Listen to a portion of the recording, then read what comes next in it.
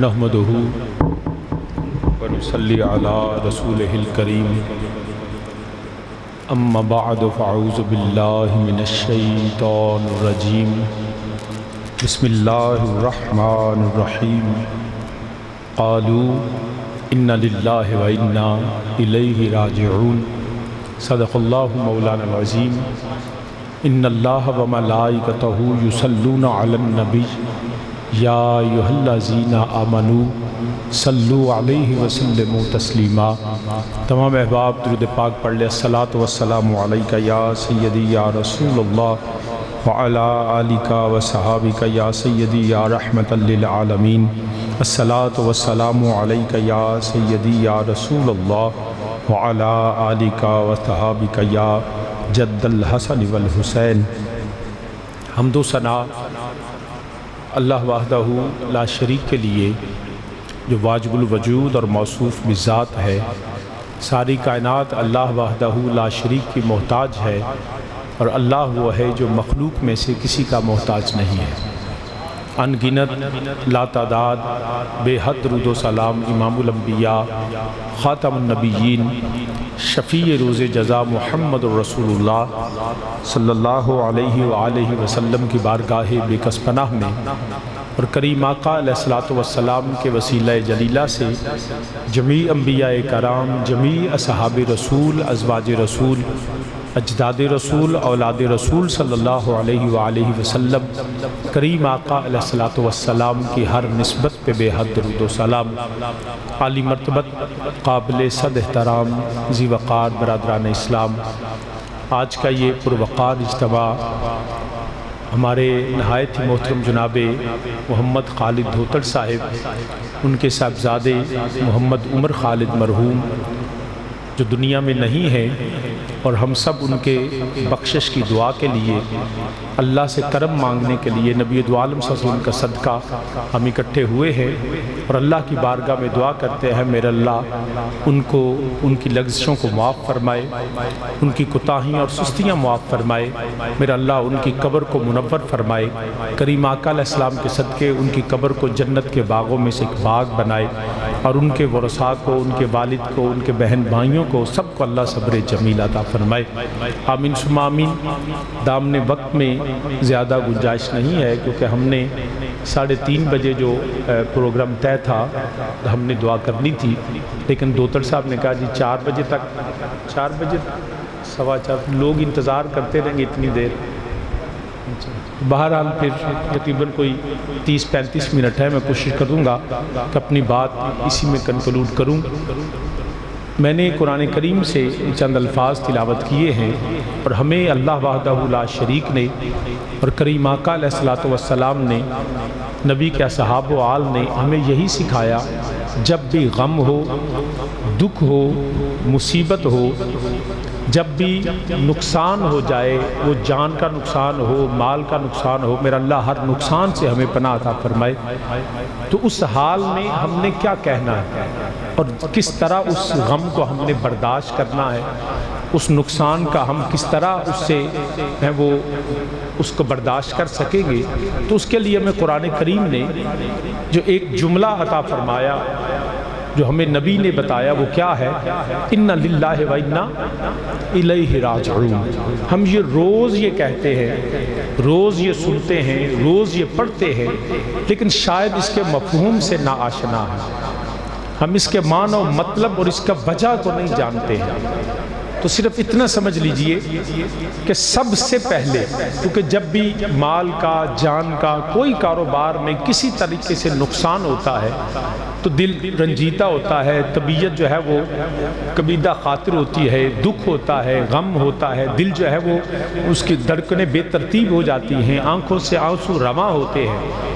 تو اس حال میں ہمیں جو سبق ملتا ہے وہ کیا ہے؟ جو پہلا سبق وہ کیا ہے کہ ہمیں یہ سمجھ لینا چاہیے، جو چلا گیا وہ مال تھا، دولت تھی، پیسہ تھا، جاگیر تھی یا جان تھی، ہم اس کے حقیقی مالک نہیں ہیں، ہم اس کے حقیقی مالک نہیں ہیں، کیونکہ ہمیں صبر آئے گا ہی تب جب ہم یہ اس بات کو سمجھ جائیں گے کہ جو نقصان ہوا، جو چلا گیا، ہم اس کے مالک حقیقی نہیں ہیں۔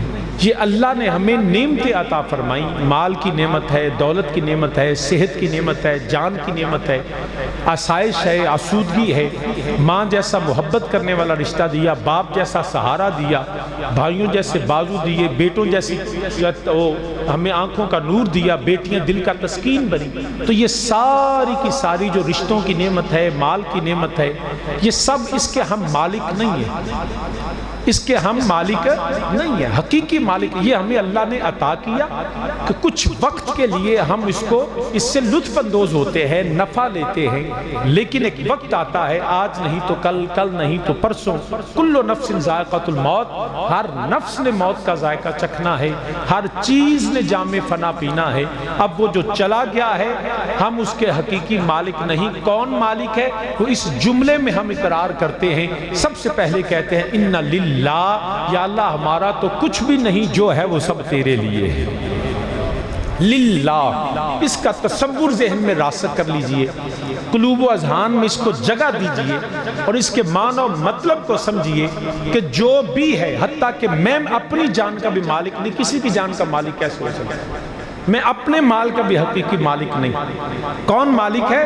للہ، ہر چیز اللہ کے لیے، ہر چیز اللہ کے۔ جس نے یہ سمجھا کہ میں مالک ہوں وہ بچے گئی نہیں، وہ ساری زندگی نہ صبر کر سکتا ہے، نہ اس کو صبر آ سکتا ہے، نہ وہ زندگی دکھ سکھ کی گزار سکتا ہے، اور اگلی زندگی بھی اس کی برباد ہو جائے گی جس کے لفظ میں یہ آ گیا کہ میں مالک ہوں۔ اور یہ لفظ میں جو ہے نا، یہ انسان کے لیے بنا ہی نہیں، یہ ہم نے اپنی طرف سے ایسے ہی اپنے آپ کو مشکل میں ڈال لیا۔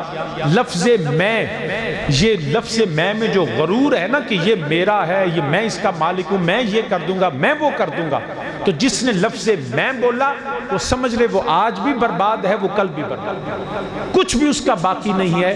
کیوں کہ میں کرنا صرف میں، میرا اللہ کہہ سکتا ہے۔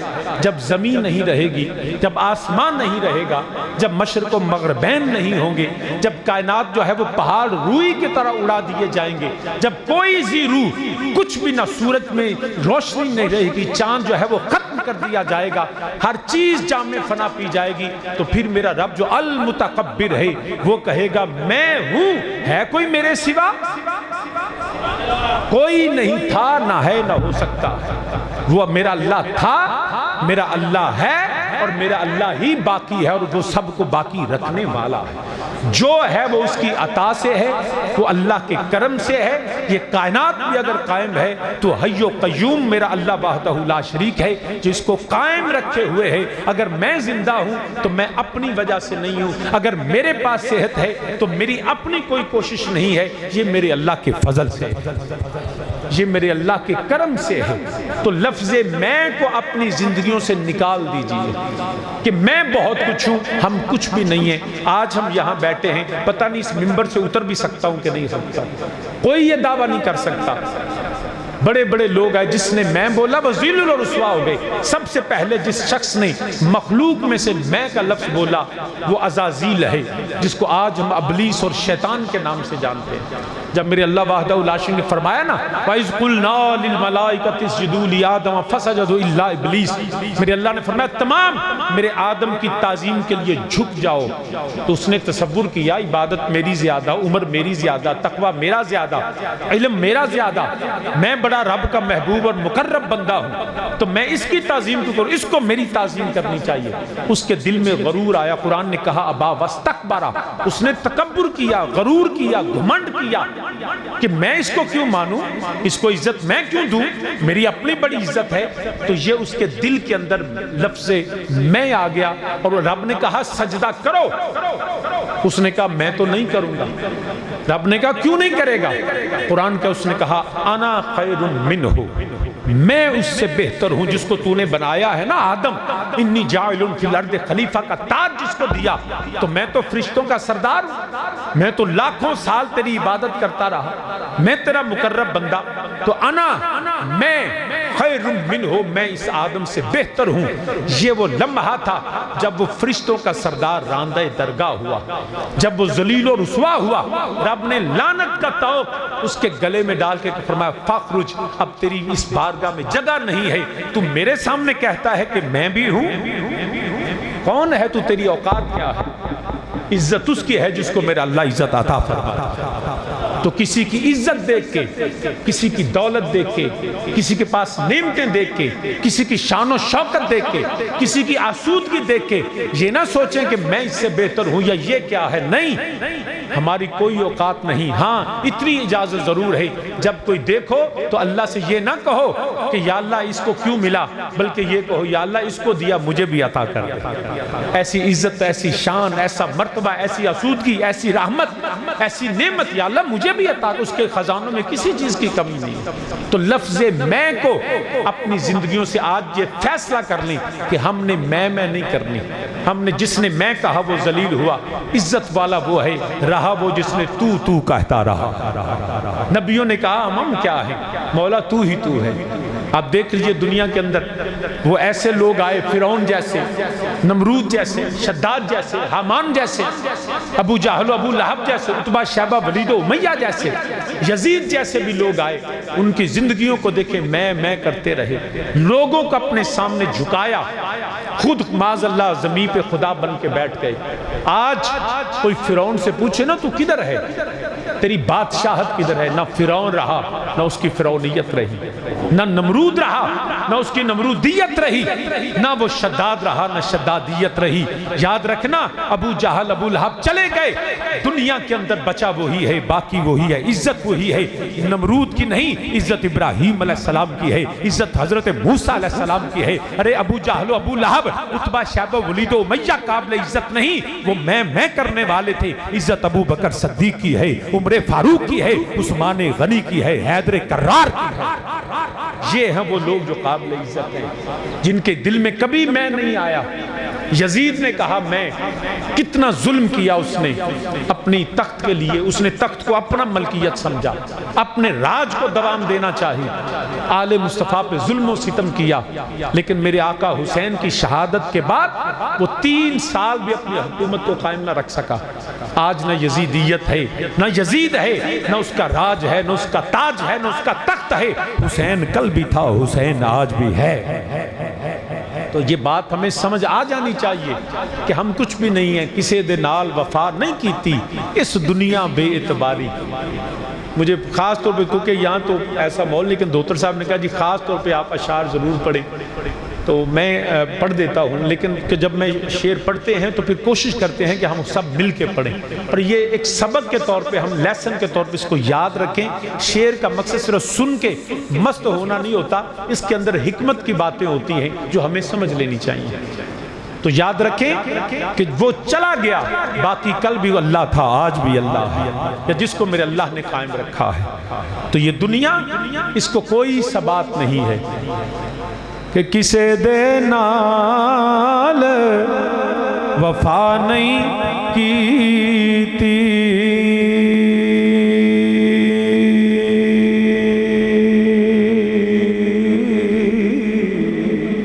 کسے دے نال وفا نہیں کیتی، اس دنیا بے اعتباری،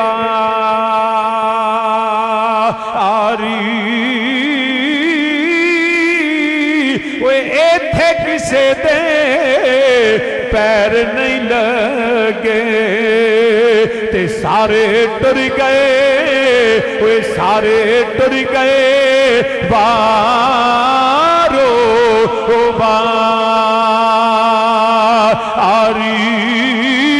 تے بندیا جپ لے تو نام اللہ دا، بندیا جپ لے تو نام اللہ دا، تے نہ روویں، اوے نہ روویں تر دیوار آری یہ زمین رہے گی، نہ آسمان رہے گا، نہ یہ دنیا، نہ کوئی بادشاہ رہے گا، نہ اس کی بادشاہت رہے گی، نہ فرعون، نہ فرعونیت، نہ کوئی سردار، نہ اس کی سرداری، نہ کوئی وزیر، نہ کوئی وزارت۔ اور ایک آج دیکھو ہمارے باپ، ہمارے دادا، ہمارے ابا اجداد کدھر چلے گئے؟ سارے ٹر گئے، وہ سارے ٹر گئے۔ مل کے میرے ساتھ کہیں، کسے دے نال وہ وفا نہیں کی تھی، اس دنیا بے اعتباری، وہ ایتھے کسے دے پیر نہیں لگے، وہ سارے ٹر گئے، سارے ٹر گئے، وارو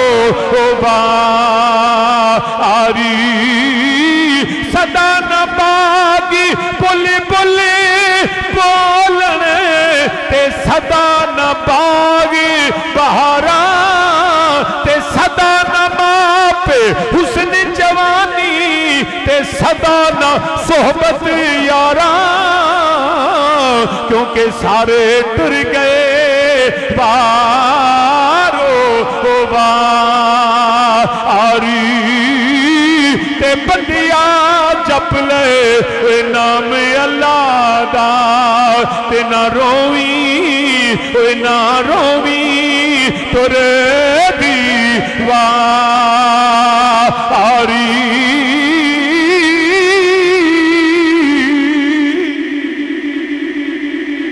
وہ روئے گا صدا۔ دیکھیں نا، جب بچہ پیدا ہوتا ہے، میں نے آج تک ایک بھی شخص ایسا نہیں سنا کہ جو پیدا ہو تو مسکراتا ہوا آئے، کوئی ایک بھی ایسا نہیں ہے۔ یہ دنیا غموں کی جگہ، مت یہ سمجھیں کہ ہم یہاں سارے سکھ لے لیں گے، ساری آسائش ہم لگزری لائف گزاریں گے۔ میں لکھ کے دینے کے لیے تیار ہوں، دنیا میں ایک مثال بھی آپ نہیں لا سکتے کہ وہ دنیا میں آیا اور بے غم چلا گیا، ہو ہی نہیں سکتا۔ غموں کی دنیا ہے، یہ جگہ رہنے کی ہے، ہم یہاں پہ سزا کاٹنے آئے ہیں۔ ہاں، we are punished, that's why we are here۔ دنیا کائنات میں میرے کریم آقا علیہ السلام سے زیادہ شان والا کوئی نہیں آیا، زمین و آسمان کی صدیوں نہیں کروڑوں سالوں سے میرے کریم آقا سے عظمت والا کوئی نہیں، شان والا کوئی نہیں، مقام والا کوئی نہیں۔ وہ کریم جو اپنے رب سے خود ہم کلام ہوتے ہیں، جن کی رب بات موڑتا ہی نہیں ہے، جن کی رضا میرا رب قرآن کہتا ہے وَلَا سَوْفَ يُعْطِيكَ رَبُّكَ فَتَرْضَىٰ، میں اپنے رب کے اپنے نبی کی رضا چاہتا ہوں۔ میرا نبی تو دل میں ارادہ کرے تو قرآن کہتا ہے فَلَا نُوَلِّيَنَّكَ قِبْلَةً تَرْضَاهَا، اے نبی جدھر آپ کی مرضی ہے نا، جدھر ہم تو کعبے کی طرف دیکھتے ہیں، رب نے فرمایا جدھر آپ دیکھیں گے کعبہ ادھر موڑ دیا جائے گا۔ وہ نبی جو رب سے ہم کلام ہوتے، جن کی دعائیں میرا اللہ رد نہیں کرتا، وہ نبی بھی اس دنیا میں غم لے کے گئے۔ آپ دیکھ لیجئے، جیسے ہی میرے نبی پیدا ہوئے تو باپ کا سایہ نہیں، میرے نبی 6-7 سال کے ہوئے تو والدہ کریمہ دنیا سے رخصت ہو گئی، پھر محبوب چچا چلے گئے جناب حضرت ابو طالب، پھر میرے نبی کے دادا حضرت عبدالمطلب چلے گئے۔ کتنی آپ دیکھیں اس غم میں، ایک جب میرے نبی کی پھر زوجہ محترمہ حضرت سیدہ ام المومنین حضرت خدیجہ الکبریٰ سلام اللہ علیہ، آپ دیکھیں کہ وہ اتنی رفاقت تھی کہ کبھی نبی کے انہوں نے کوشش کی کہ نبی کو کوئی غم نہ پہنچے۔ جب جس دن سیدہ خدیجہ کا وصال ہوا اور اسی سال حضرت جناب ابو طالب کا وصال ہوا تو میرے نبی نے عام الحزن قرار دیا، فرمایا پورا سال ہی غم کا سال ہے، حزن کا سال ہے۔ پھر میرے نبی نے اعلان نبوت فرمایا، میرے نبی کی 2 صاحبزادیوں کو طلاق ہو گئی۔ کسی باپ کے لیے یہ کم ہے کہ اس کی بیٹی ایک کو نہیں 2 بیٹیوں کو طلاق ہو جائے؟ یہ میرے نبی نے یہ سینے پہ اپنا یہ صدمہ جھیلا، برداشت کیا۔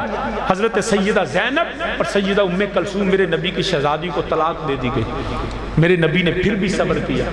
پھر میرے نبی دو عالم صلی اللہ علیہ وسلم کو اپنے شہر میں، اپنے محلے میں، اپنے قریبی عزیزوں نے میرے نبی کو وہاں سے نکلنے پہ مجبور کر دیا۔ مکہ کتنا مشکل ہے اپنے گھر کو چھوڑ کے چلے جانا۔ پوچھے نا میرے مصطفیٰ علیہ السلام سے کہ نبی مکہ سے ہجرت کیوں کر گئے تھے مدینہ طیبہ کی طرف، اپنا شہر چھوڑا، اپنا گھر چھوڑا، اپنے محلے کو چھوڑا، اور ان کے سگے چچا نے میرے نبی کو ایسے منہ پہ مٹی مارتا تھا۔ یہ غم میرے نبی نے برداشت کیا، زبان پہ شکوہ نہیں آیا۔ طائف میں گئے تو وہاں پہ نوجوان بچے میرے نبی کے پیچھے لگا دیے گئے، میرے نبی کو پتھر مارتے، سر مبارک سے خون نکلا، میرے نبی کے جسم سے ہوتا ہوا میرے نبی کی نالین میرے مصطفیٰ کے خون سے بھر گئی، اور جب نبی پر ٹانگوں پہ زخم آ گئے، سر پہ زخم، نبی زمین پہ بیٹھے، بدبختوں نے پھر نبی کو کندھوں سے پکڑ اور کھڑا کر دیا اور پھر پتھر مارنے شروع کر دیے۔ اتنا ظلم میرے نبی نے برداشت کیا۔ تو سامعین ذی وقار ایک تاریخ دیکھ لیجئے، میرے نبی کے بعد آپ دیکھ لیجئے صحابہ، پھر مولا کائنات علی المرتضیٰ شیر خدا کو دیکھ لیجئے، اپنوں سے جنگیں کرنی پڑی۔ اگر مولا حسن کو دیکھیں تو زہر دیا گیا، میرے نبی کے قدموں میں دفن ہونے کے لیے سیدہ ام المومنین عائشہ صدیقہ رضی اللہ تعالیٰ عنہ سے اجازت لی گئی، لیکن گورنر مدینہ مروان بن حکم تھا بدبخت، اس نے نبی کے شہزادے کو نبی کے جو ہے مزار میں دفن ہونے نہیں دیا، جنت البقیع میں لے جایا گیا۔ اس بھائی سے پوچھے نا کہ حسین سے کہ جس کے بھائی کے جنازے پہ جھگڑا ہو جائے اور کہیں ہم دفن نہیں ہونے دیں گے، وہ بھائی کا صدمہ کیسا ہوگا۔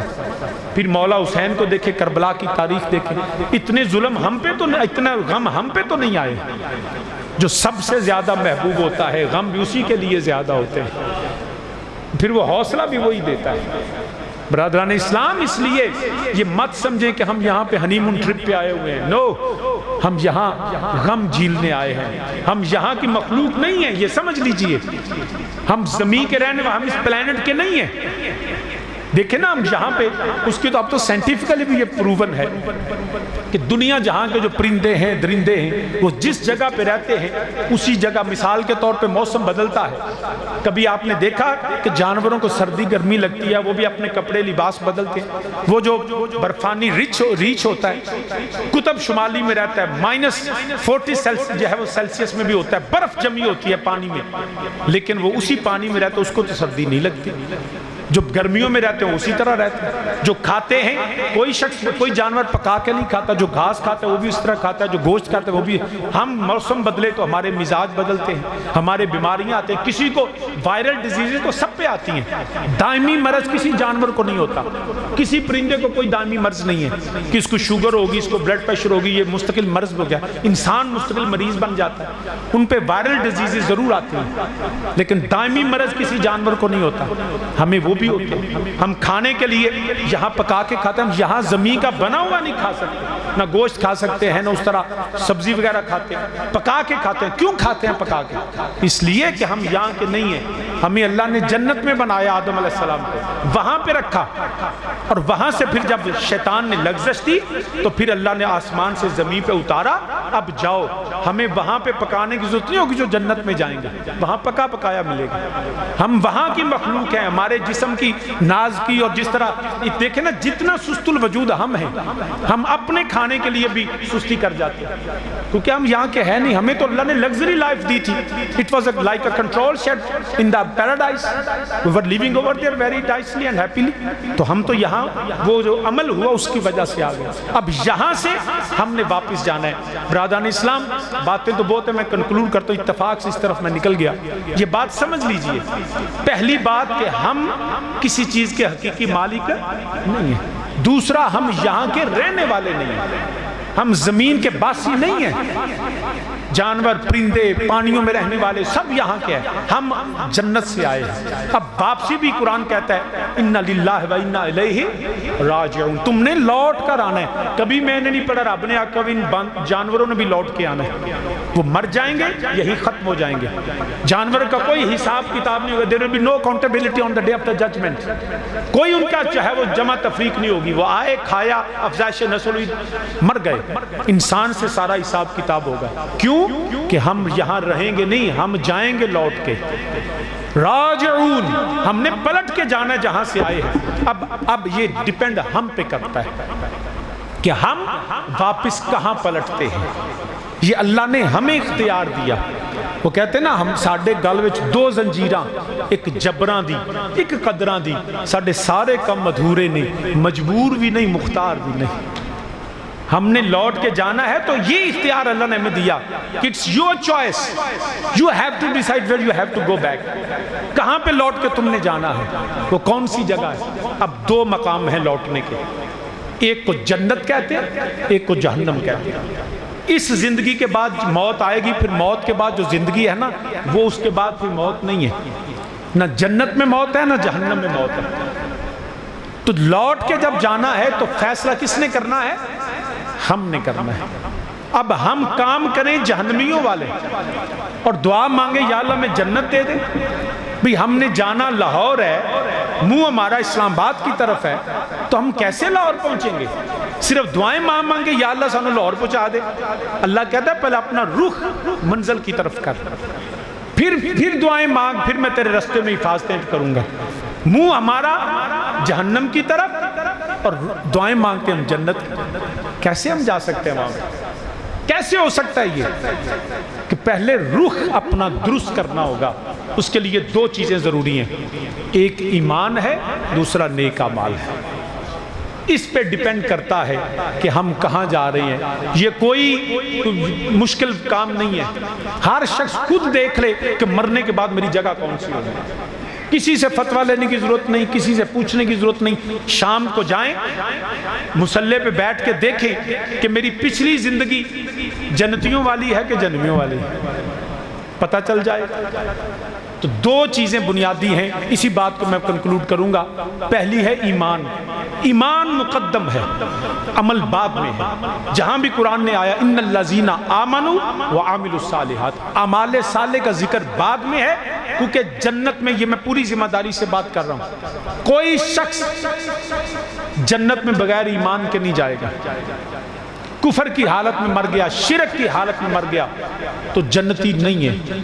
جتنی مرضی دعائیں مانگ لے، کوئی جنت میں نہیں جائے گا. میں لکھ کے دینے کے لیے تیار ہوں، اور میں اس لیے ذمہ داری سے بات کروں کہ اللہ کا قرآن کہتا ہے. قرآن کہتا ہے وَلَا تَمُوتُنَّ إِلَّا وَأَنْتُمْ مُسْلِمُونَ. جب موت آئے تو اللہ سے ایمان کی موت مانگو، خاتمہ بالخیر مانگو. پانی پرن سے ہلیاں تے رنگا رنگ کھڑے، بھریا اس دا جانی جس دا توڑ چڑھے. موت کے وقت ایمان کا ہونا ضروری ہے. جنت میں وہ جائے گا جو ایمان والا ہے. اگر ایمان نہیں ہے تو کوئی جنت نہیں ہے، جنت کا تصور بھی نہیں کر سکتا وہ.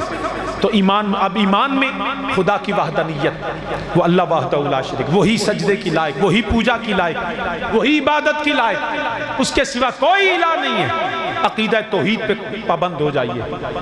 عقیدہ توحید کے بعد ہم اللہ کے ہر حکم کو ایمان رکھتے ہیں. جنت پہ، دوزخ پہ، فرشتوں پہ، کتابوں پہ، نبیوں پہ، اور نبیوں کے بعد سب سے آخری نبی میرے مصطفیٰ علیہ السلام. یہ ایمانیات میں نے بنیادی چیزیں بتا دی، بلکہ چار چیزوں پہ ہمیشہ جو ہے یہ آپ نے جو ہے وہ زندگی میں، اور میں اگر یہ چیزیں آپ لکھ کے آپ اس پہ کاربند رہیں، میں گناہ گار آدمی آپ کو لکھ کے دینے کے لیے تیار ہوں. اللہ کے فضل سے آپ جنتی ہیں. وہ کیا؟ اللہ کے سوا کوئی الہ نہیں ہے. اللہ کے سوا کوئی، جواب دیجیے، اللہ کے سوا کوئی الہ نہیں ہے. اسلام کے علاوہ کوئی سچا دین نہیں ہے. قرآن کے بعد کوئی کتاب نہیں، اور میرے نبی کے بعد کوئی نبی نہیں. ان چار چیزوں پہ پکے رہیے. اللہ کی وحدہ لا شریک کی عزت کی قسم، اس کے فضل سے تم جنتی ہو. ایمان پہ پختہ رہنا ہے. رہ گئی بات اعمال کی، تو یاد رکھیے میں ممبر پہ بیٹھا، اس کا یہ مطلب نہیں کہ میں آپ سے بڑا اچھا ہوں، میں بڑا نیک ہوں. یہ اللہ کا فضل ہے کہ اللہ نے مجھے ڈیوٹی اچھی دے دی ہے.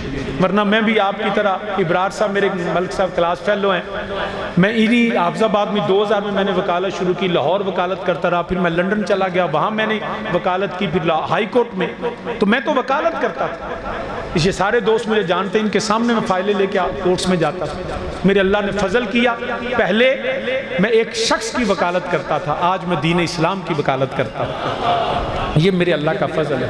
میں پہلے لاء کی کتابیں زیادہ پڑھتا تھا، اب میں قرآن پڑھتا ہوں، نبی کی حدیث پڑھتا ہوں. میں آپ کو ایک بات بھی سمجھ آ جائے تو یہ میرے لیے بھی جنت ہے. تو سامعین ذوالوقار، اعمال، اب اعمال میں ہم میں سے کوئی یہ ہرگز مطلب نہیں کہ جو ممبر پہ بیٹھے ہو بہت افضل ہوتا ہے. ہاں عالم ہوتا ہے، میں ایک طالب علم، میں اپنی بات نہیں، یہ مجھ سے افضل ہے، یہ بہتر ہے. اعمال کے حوالے سے سمجھ لیجئے، کوئی شخص اپنے عمل کی وجہ سے جنت نہیں جائے گا۔ خود میرے کریم آقا علیہ السلام نے فرمایا صحابہ سنو، کوئی شخص اپنے عمل کی وجہ سے جنت نہیں جائے گا۔ ایک صحابی کھڑے ہو گئے، یا رسول اللہ صلی اللہ علیہ وسلم آپ بھی؟ میرے کریم آقا نے فرمایا ہاں، میں محمد صلی اللہ علیہ وسلم بھی اپنے عمل کی وجہ سے جنت نہیں جاؤں گا، میں بھی اللہ کے فضل کی وجہ سے۔ اعمال صالح ضرور کریں، فرض پورے کریں، کوئی کوتاہی نہیں ہونی چاہیے فرضوں میں، واجبات ادا کریں، سنت کی طرف رغبت رکھیں، نفل و نوافل شوق سے پڑھیں، لیکن اس پہ مان نہیں کرنا کہ میری انیاں نمازاں ہو گئی ہیں تو ان میں جنت ٹر جاؤں گا، انہیں میں عمرے کیتے نے، انہیں میں قرآن پڑھ چھڑے، انہیں میں صدقے کر چھڑے تو میں تو ان جنتی ہیں۔ بالکل غلط، اپنے عمل پہ ناز نہیں۔ نبی نے فرمایا جنت وہ جائے گا جس پہ اللہ کا فضل ہوگا، اور فضل کس پہ ہوگا؟ وہ صرف قیامت، ابھی تو سب پہ ہے، قیامت کے دن صرف مومن پہ فضل ہوگا۔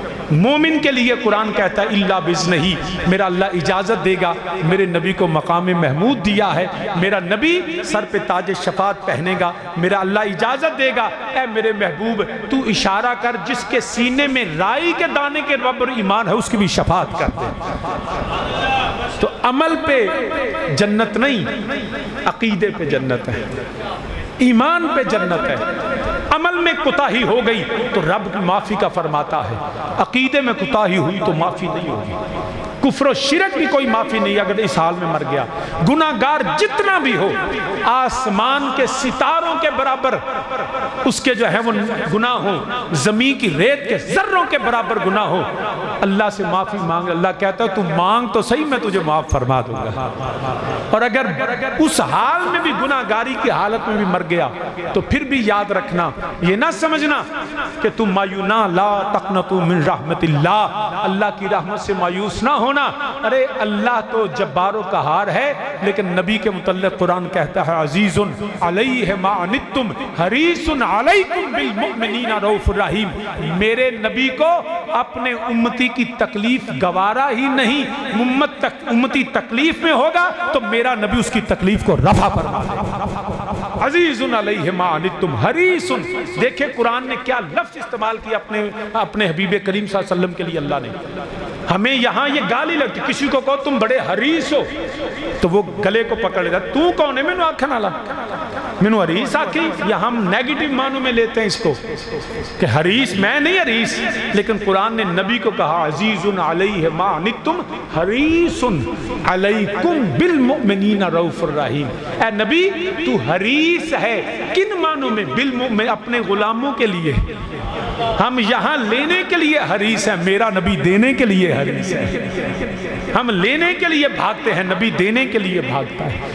اے نبی تم اپنی امتی کی حریص ہو اور رؤوف الرحیم بنایا کہ اے نبی تم رحمت فرمانے والے ہو، وما ارسلناک الا رحمتا للعالمین۔ اور قیامت کے دن یاد رکھیے گا اگر نبی سے ناتا ہوا نا تو رب کی عزت کی قسم میرا اللہ اپنے فضل سے سارے گناہوں کو معاف فرما، گناہ جتنا بھی بڑا ہو وہ معاف فرمانے والی ذات ہے۔ ایمان میں کمی ہوئی تو معافی نہیں ہوگی۔ ایک مثال حقائق سنا کے بات کو ختم کر دیتا ہوں، وہ کیا کہ جانے سے پہلے ایمان اور نیک عمل، مولانا روم نے غالباً یہ حقائق لکھی ہے کہ ایک بھیڑیا تھا، وہ ایک بھیڑ کے پیچھے بھاگا، بکری کے پیچھے بھاگا، اس نے دوڑ لگائی، آگے دلدل تھی، وہ بکری نے بھیڑ نے چھلانگ لگائی اور اس کے اندر پھنس گئی، بھیڑیا بھی اس کے پیچھے تھا، وہ بھی اس کے اندر پھنس گیا۔ اب دونوں دلدل میں ہیں اور ڈوب رہے ہیں۔ ادھر دن سے یہ ہے وہ شام آئی اور سورج بھی غروب ہونا شروع ہوا، دن بھی ڈھل رہا تھا۔ پہلے وہ رو رہے تھے، چیخ رہے تھے، جب شام کا وقت آیا تو بھیڑیا جو تھا نا وہ مرنے لگا، ڈوبنے لگا، اس کو اپنی موت نظر آئی، رونے لگا۔ جو بھیڑ تھی نا وہ خوش ہونا شروع ہو گئی، مسکرانا شروع ہو گئی۔ بھیڑیے کی نظر پڑی، اس نے کہا یہ بھیڑ ہو کے اتنی مسکرا رہی ہے، میں بھیڑیا ہو کے رو رہا ہوں۔ اس نے کہا تجھے کس چیز نے تیرے ہونٹوں پہ جو ہے مسکراہٹ لے کے؟ اس نے کہا کہ تم مرو گے میں نہیں مروں گا۔ اس نے کہا یہ کیسے ہو سکتا ہے؟ اس نے کہا نہیں، تم مرو گے، میں نہیں مروں گی۔ اس نے کہا کیسے؟ اس نے کہا تجھے پتہ ہے سورج غروب ہو گیا، شام آ گئی ہے، رات ہونے والی ہے، دن تاریکی میں ڈھل رہا ہے۔ اس نے کہا ہاں دیکھ رہا ہوں، اس لیے تو رو رہا ہوں کہ مرنے لگا ہوں، اور تم بھی اس نے کہا نہ میں نہیں مروں گی۔ کیوں؟ کہ جب شام ہوتی ہے نا تو میرا پیچھے جو مالک ہے نا وہ اپنی بھیڑوں کو گنتا ہے، وہ ان کو گنتا ہے، اور جب کوئی نہیں ملتی نا اس کو تلاش کرنے پہنچ جاتا ہے اور واپس جا کے اس کو رکھ لیتا ہے۔ میرا مالک پیچھے ہے، میں نہیں مروں گی، وہ مجھے آ جائے گا بچانے، نہ تیرا کوئی مالک نہ تجھے کوئی بچانے آئے گا۔ سامعین ذی وقار، دنیا میں مرنے سے پہلے، موت کی شام سے پہلے اپنا مالک بنا کے مریے گا۔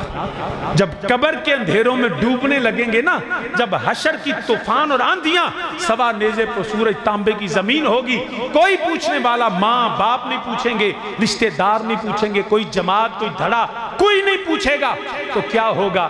پھر جو مالک ہے نا ہمارا، وہ سرور کہوں کہ مالک و مولا کہوں تجھے، باغ خلیل کا گل زیبا کہوں تجھے، وہ امام الانبیاء کا کلمہ ہم نے پڑھا ہوگا، وہ لجپال نبی اپنے امتیوں کو ڈھونڈتا ہوا شفاعت کا تاج پہنے، میرا نبی اللہ کے حکم سے اپنے غلاموں کو ڈھونڈ ڈھونڈ کے شفاعت فرما دے گا، اور اللہ کے فضل سے نبی کی رحمت سے ہم بچیں گے۔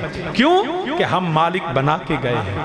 میرے والد کریم رحمت اللہ تعالیٰ علیہ نے ایک نعت لکھی، اسی پہ بات ختم کر دیتا ہوں۔ آپ فرماتے ہیں گناہگار جو معاشر میں فریاد کریں گے، گناہگار جو معاشر میں وہ فریاد کریں گے، گناہگار جو معاشر میں فریاد کریں گے، آیا ہوں میں آیا ہوں سرکار کہیں گے۔ سب مل کے کہیں اللہ کرے قبر میں بھی جب فرشتے سوال پوچھیں من ربوں کا ما دینوں کا ما کنتا تقول، ہم نبی جو کو دیکھیں، میرا نبی اپنے غلاموں کو زیارت کروانے آ جائے، ہم فرشتوں سے کہیں وہ دیکھو نبی نے کہا آیا ہوں میں آیا ہوں سرکار کہیں گے۔ اور نبی کا عالم منظر کیا ہوگا؟ سر سجدے میں ہوگا اور کھل جائیں گی زلفیں، سر سجدے میں ہوگا اور کھل جائیں گی زلفیں، سر سجدے میں ہوگا اور کھل جائیں گی زلفیں، گناہگار کی بخشش کا اصرار کریں گے، آیا ہوں میں آیا ہوں سرکار کہیں گے۔ تو رب ذوالجلال فرمائے گا اے میرے پیارے حبیب صلی اللہ علیہ وسلم، یہ کیا منظر، اپنی زلفیں سنوار لو، میرا اللہ تجھے اذن شفاعت دیتا ہے۔ میرا اللہ فرمائے گا گھبراؤ نہ محبوب یہ مجدہ سنا دو، گھبراؤ نہ محبوب یہ مجدہ سنا دو، جو کہہ دو کہ وہی اب یار کریں گے، آیا ہوں میں آیا ہوں سرکار کہیں گے۔ تو میرا نبی اپنے اللہ کی بارگاہ میں عرض کرے گا یا رب العالمین، اس نے شفاعت تو مل گیا، مجھے جو ہے وہ اپنے غلاموں کی جو ہے سفارش کی اجازت مل گئی، مگر یا رب العالمین یہ سبا نیزے پہ سورج، یہ تانبے کی زمین، یہ جو ہے یہ نفسا نفسی کا عالم، العطش العطش العطش کی آوازیں، یہاں تو کوئی پرسان آل نہیں ہے، مولا تیری جہنم کی آگ بغیر جو ہے وہ بھڑک رہی ہے، یہ جہنم کا ایندھن کون بنے گا؟ میرا رب فرمائے گا اے میرے حبیب فکر نہ کر، یہ قہر و غضب میرا تیرے دشمن کے لیے ہے، یہ قہر و غضب میرا تیرے دشمن کے لیے ہے، یہ خدا کی توحید کے منکر کے لیے، یہ مشرکین کے لیے، یہ لات و عزا مناد حبل کی عبادت کرنے والوں کے لیے، یہ اللہ کے سوا کسی کو الہ ماننے والے، یہ ان کے لیے، یہ ختم نبوت کے منکرین کے لیے یہ جو سزا ہے، یہ نبی کی آل و صحاب، نبی کے گستاخوں کے لیے ہے۔ یہ قہر و غضب میرا تیرے دشمن کے لیے ہے، یہ قہر و غضب میرا تیرے دشمن کے لیے ہے، اور تیرے چاہنے والوں سے تو ہم پیار کریں گے، تیرے چاہنے والوں سے تو ہم پیار کریں گے۔ آیا ہوں میں، آیا ہوں سرکار کہیں گے۔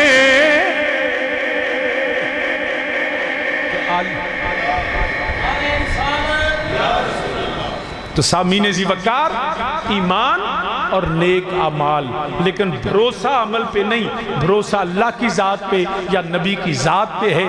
یہی بات سمجھ لیجئے۔